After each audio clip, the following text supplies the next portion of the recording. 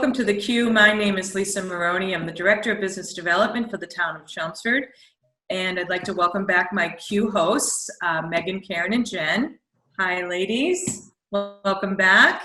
Today we have special guests from the Chelmsford Public Library. We thought it would be great and very important to share what the library can offer for business resources to the community as we get into phase 2, step 2 today, and we're kind of getting on our way here. But I happen to know that the library is an excellent resource for many things beyond just borrowing books and all those great reading materials that they offer. So I'm going to kind of hand it over to Danny. He can introduce himself and his role at the library, and then we'll move the discussion over to Lisa as well and learn all of the great things we need to know. Then we can ask all those burning questions that we have for the library. Sure. So Danny? Yeah, sure. My name is Danny Lykasion. I'm the head of reference at the Chelmsford Public Library. And our department does a lot of, we do a lot of the ready reference. People call and ask us questions, and we find information and do research for them and things like that. But we also do a significant amount of technology training, and we handle a lot of the library's online resources as well. So if people are trying to access things like consumer reports online or things like that, we'll help them, gain access to things like that. Lisa also works with me in the reference department, but she has a secondary role as a reader services librarian as well. And I'll kind of hand it off to her real quick, and she can chat a little bit about that as well. So yes, as Danny just said, I have a dual role, I guess, here at the library between being a reference librarian and reader services. So in addition to the things that Danny just talked about, and as far as reference, I work with Jessica Fitzhanso. And so that involves facilitating some of the book discussion groups, that involves working on displays. At this time, since we've been closed, we've been doing a lot of reader services requests where people, we have an online forum where you can submit 3 or 5 of your top reads, and then we get back to you within 3 or 4 days with suggestions of what else you might like to read. So it's sort of run the gamut, but it's nice to be able to be working in both departments and to offer those services to folks. And there'll be lots more coming up over the summer. We're going to be doing some Zoom book shares, since the book groups, most of them take a nap during this summertime, and there's even conversation about maybe a movie discussion group too. I'm very impressed. I knew about some of those services, but I didn't know that there was a option to kind of bounce things off of you and get suggestions in return. And does that work in the same way, aside from casual reading? Would that work for business research topics or? Yep. Oh yeah, absolutely. Yeah, that's exactly what the reference desk is for. If you're looking for information on a particular topic, we'll help you hunt down resources on that. If you know the kinds of books you're looking for, we can try to help you hunt down specific titles even. So always available for things like that. Does that work in the same regard remotely? Is everything equally accessible remotely through technology than as coming into the library? So yes and no. We do have several online resources, and they're pretty good, and I can talk about a couple of them today. But there are some things that are just still in print. And right now we're a little bit limited because delivery hasn't started back up, so we can't get a lot of things from other libraries in the state right now. Mm-hmm. When normal operations sort of start to roll back out and resume, then we'll have a lot more options to be able to get those things. But as for online things, the 2 main ones that we kind of recommend towards businesses are A to Z databases. A to Z databases has kind of 3 separate sections of itself. One of them has sort of some job search resources. Another one is kind of like a white pages for like finding people or finding their phone numbers, that sort of thing. And then the third part is kind of more business oriented, and it's more for market research. So you can do searches for businesses or demographic information about people who are living in a particular geographic area, or if you're searching for businesses, you can search by keyword type or industry type. There's actually a lot of filters in there, and you can get pretty granular as far as the size of the geographic area you're looking for, or the employee size of the business, or its annual revenue, things like that. So it's a really good resource. We have a lot of people that come in who work in sales, and they'll use it to get sales leads. They'll generate sales leads with it. Yeah. And those services are free, right? Everything that, Yep. You can yeah. access that for free through the library. If you have a library card, you can do it from home from any computer with the internet. You just use your library card number to log in. Wow, excellent. The other big one that we have for businesses is this. We have a small business resource center, and this is sort of a good resource if you're looking to start a small business. There's 4 main sections of it. One of them is for planning your business, which includes topics like budgeting, making business plans, doing market research, that sort of thing. The second section is about funding, so it talks about things like government funding options, loan grants, self-funding, traditional lending sources. You can get information about all those topics in there. And then the other 2 sections are, starting your business and managing your business. So, talking about trending small businesses, generating ideas for your business, and then managing your business once you have it up and running, financing it, expanding it, that sort of thing. It's a great resource. There's a lot of information in there. It's definitely worth poking around in if you're interested in small business at all. Well, it sounds like it would have been great, before this whole COVID thing, that I could have included services when someone comes in looking for space before they open their site.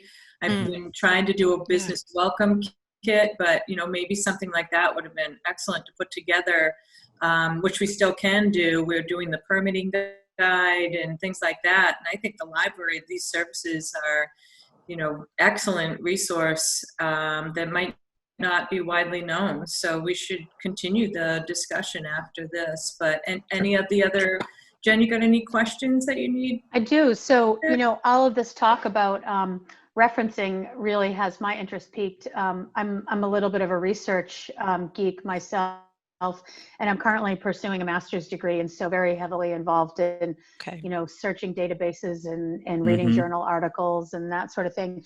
And it just makes me think that, with our students who have been, doing remote learning for these last few months, and I think here in Chelmsford, school is finished. Is that right, Megan? Yeah, school's finished, and but who knows what the fall is going to look like? We don't know yet. And I have a college student at home, and there's more than likely going to be some aspect of online learning and involved. And I think it's good for people to know that the reference portion of the library is there and available for students even, because it can be invaluable with researching topics for papers and projects and things that kids would normally go to the library in person, maybe to look for a book or to pop on the computer and to try to find.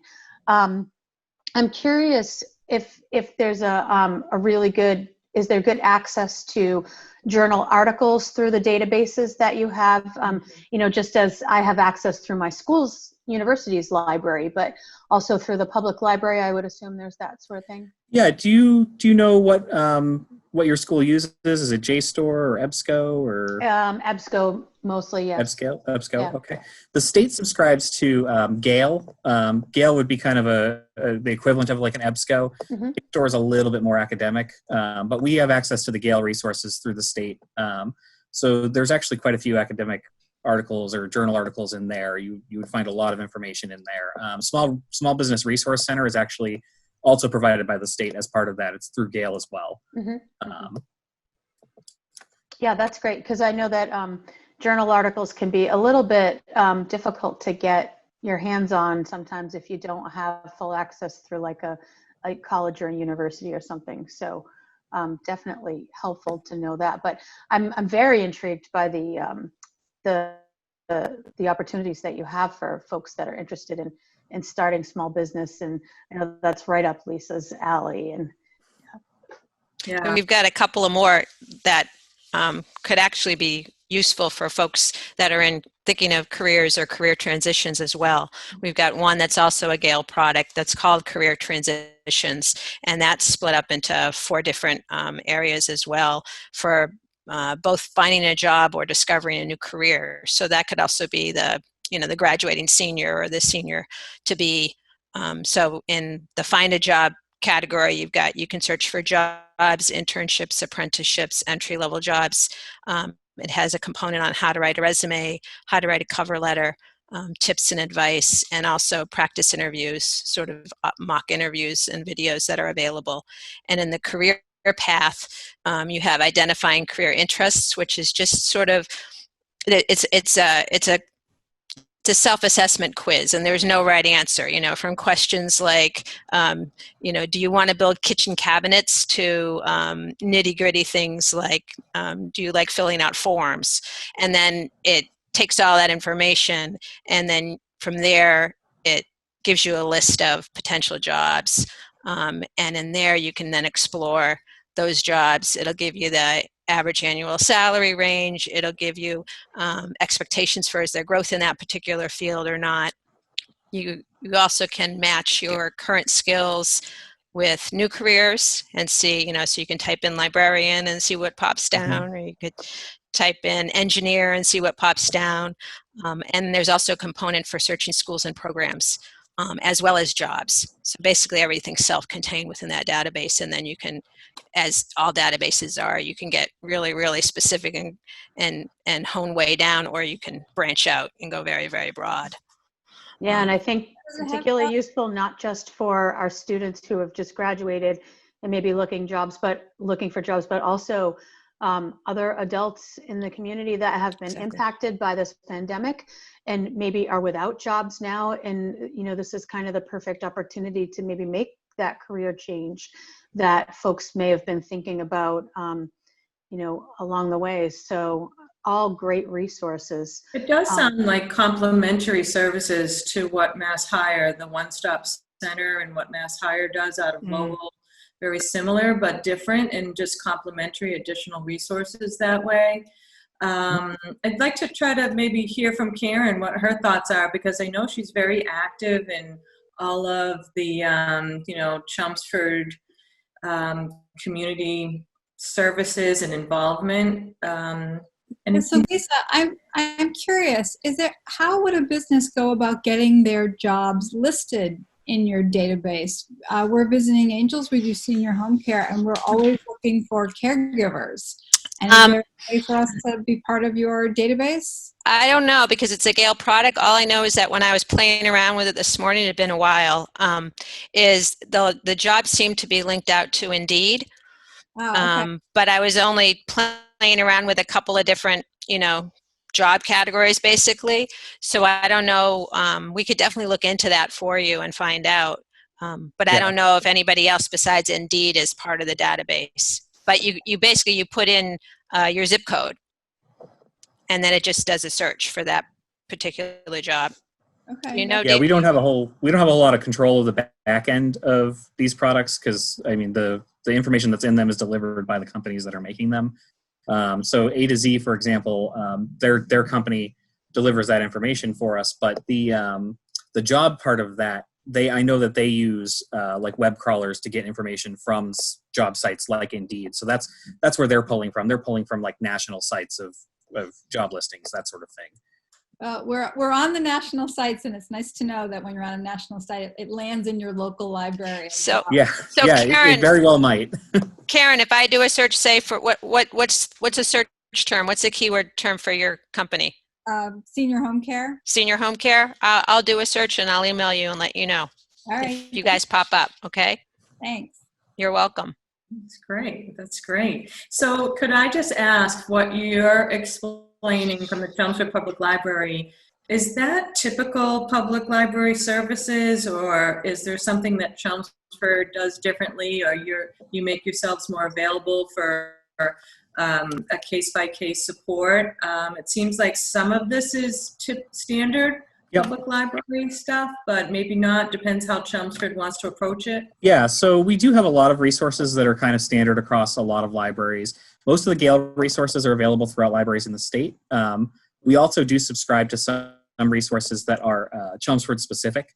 There's a great one we have called Universal Class, which is over 500 plus online courses free that you can take with your library card. That's something that's only available to Chelmsford card holders. Another product that we use is called Misha Academy.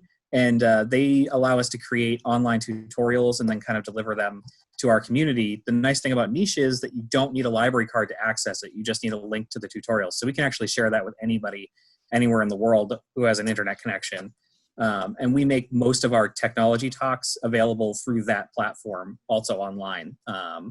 We do programming services, typically before the pandemic, we would have done one-on-one appointments for technology help, that sort of thing. We're working right now to try to figure out how to keep delivering those services with proper social distancing. But those sorts of things would also be sometimes made into a tech talk, and we would do like a small group learning session, and then those become tutorials that are on the website.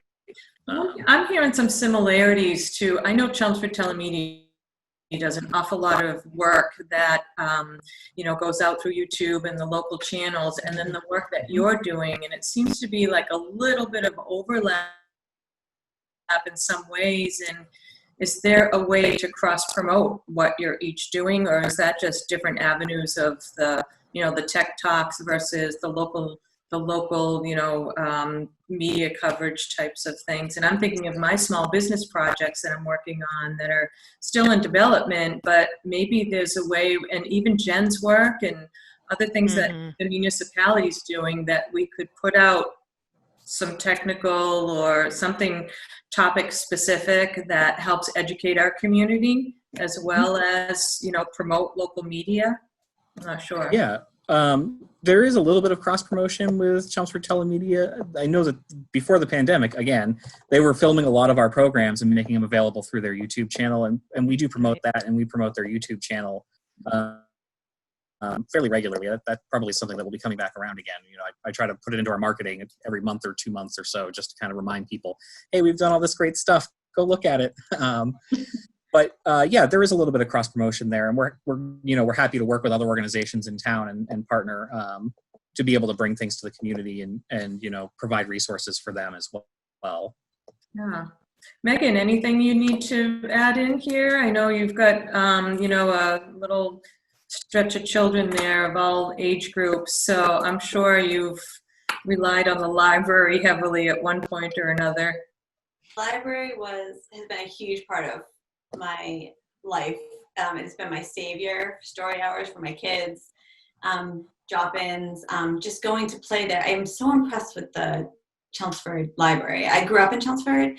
I don't think I utilized it as much growing up as I have as an adult. I brought my kids just to play in the playroom, just having them around all the books and them just pulling something off that they love. Everyone there is so welcoming and not intimidating and very knowledgeable that it's always been a place I felt really comfortable. And I went back to school as an adult with the 3 kids, and they were much younger, and I spent hours, I'm sure I've met you, Danny. I spent hours, and Lisa, downstairs asking tons of questions and just, trying to navigate. I'm getting better at the technology stuff, but that's never been my strong suit, so I never felt embarrassed asking either, which was great. But one thing about this talk show that I really enjoyed is the connections between, different parts of the town that, are such amazing things are happening in Chelmsford. Such amazing people, as you can see from this panel. And I think this has been great because it's sort of making these connections and getting it out to the public. And just what you're talking about here, making it more well-known or more accessible for people to see. I had no idea what was going on with the technology at the library. I had no idea all the research that you could do. And I think being stuck at home, a lot of my friends are contemplating their next move in life. A lot of them are transitioning from being stay-at-home moms to, returning to the workforce. And maybe they're aiming a little higher than where they were before. And I think, having this access, I'm just going to tell everyone I know about it. I think this is the place to go, and it's free and it's accessible, and it's something you can do from home now. So if people have questions, would you recommend that they, go through the website, but then also, are you available via email? Is that the best way to? Yeah, they can contact us in a variety of ways. We obviously take phone calls. We're happy to talk to you over the phone. We have an email account, askus@chelmsfordlibrary.org. That's our general email line. I'm the one who's usually checking that right now. You can email me directly. All of our department heads' contact information is on our website. You can get our direct emails. You can email us directly there.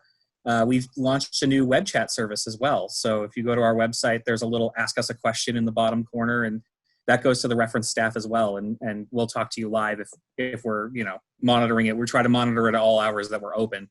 But if you're live, we'll talk to you live. And Danny, that goes then to the ask us email if it's not live too, right? That's correct. Yeah, if we're not there, it will email us, and we'll get back to you as soon as we can. And how has this altered your way of doing your job?